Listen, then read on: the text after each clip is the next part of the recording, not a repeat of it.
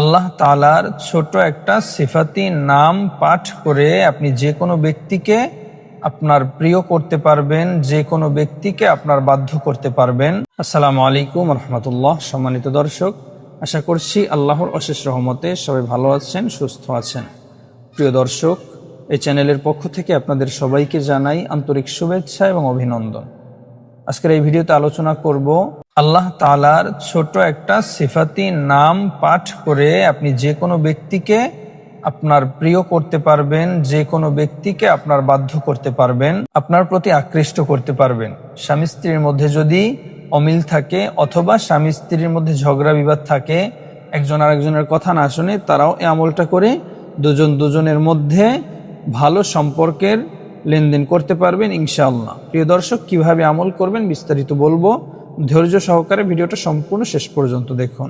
যারা এই চ্যানেলে নতুন, সবাই চ্যানেলটা সাবস্ক্রাইব করে পাশে থাকা বেল বাটনটি অল করে দিন, যেন নতুন নতুন ভিডিও আপনি সবার আগে পেতে পারেন। প্রিয় দর্শক, কিভাবে আমল করবেন?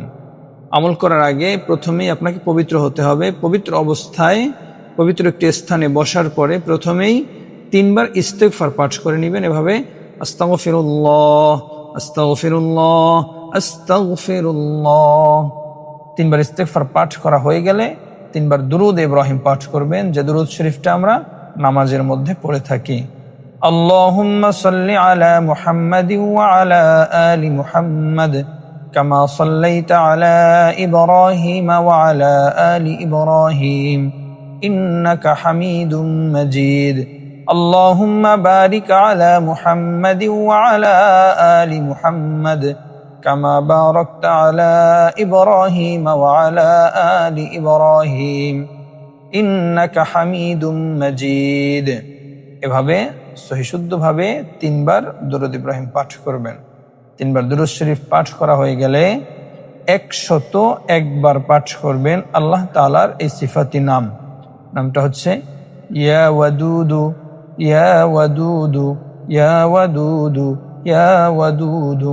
এই আল্লাহ তাআলার সিফাতি নামটা 101 বার যদি পাঠ করেন, আল্লাহ তাআলার রহমতে আপনি যে ব্যক্তিকে উদ্দেশ্য করে, যে ব্যক্তির নাম স্মরণ করে এই আমলটা করবেন, এই দোয়াটা পাঠ করবেন, ওই ব্যক্তি যেই হোক না কেন, যেথাই থাকুক না কেন, আপনার ডাকে সাড়া দিয়ে আপনার কাছে ছুটে আসার জন্য পাগল পারা হয়ে যাবে, আপনার প্রতি আকৃষ্ট হয়ে যাবে। প্রিয় দর্শক, যদি আপনি হালালভাবে আমল করেন, নেক উদ্দেশ্য নিয়ে আমল করেন, অবশ্যই আপনার আমলে কাজ হবে। তবে আপনাকে 5 ওয়াক্ত নামাজি হতে হবে, ধৈর্য সহকারে আমল করতে হবে, আমলের পাশাপাশি দোয়া করতে হবে, আল্লাহর কাছে চাইতে হবে, হালাল উদ্দেশ্যে, নেক উদ্দেশ্যে চাইতে হবে। খারাপ নিয়তে, খারাপ উদ্দেশ্যে আমল করবেন না, তাহলে আপনি ক্ষতিগ্রস্ত হবেন।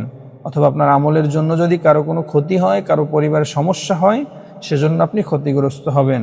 তাই ধৈর্য সহকারে মাথায় রাখবেন, আল্লাহ তাআলার উপরে দৃঢ় বিশ্বাসের সাথে আমল করবেন, যেন কারো কোনো ক্ষতি না হয়, কারো কোনো সমস্যা না হয়।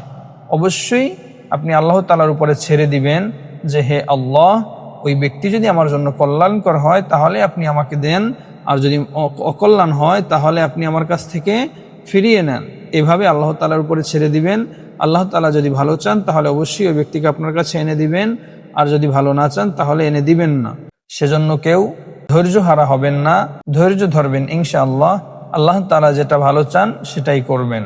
তারপরও নিজের চাওয়া পাওয়া থাকবে, আল্লাহ তাআলার কাছে বলবেন, দোয়া করবেন, নামাজ কালাম পড়বেন, অবশ্যই আপনার দোয়া আল্লাহ তাআলা কবুল করবেন। প্রিয় দর্শক, যারা আমল করতে চান, দোয়াটা পাঠ করতে চান, সবাই কমেন্ট বক্সে কমেন্ট করবেন। ইনশাআল্লাহ আমিও সবার জন্য দোয়া করব, যেন আল্লাহ রাব্বুল আলামিন সবার মনের নেক মাকসাদ পূরণ করে দেন, সবার মনের নেক আশা পূরণ করে দেন। যদি ভিডিওটা ভালো লাগে একটা লাইক, একটা কমেন্ট, একটা শেয়ার করে দিবেন। আজকের মতো এই পর্যন্তই। সবাই ভালো থাকবেন, সুস্থ থাকবেন। আল্লাহ হাফেজ। আসসালামু আলাইকুম রহমতুল্লাহ।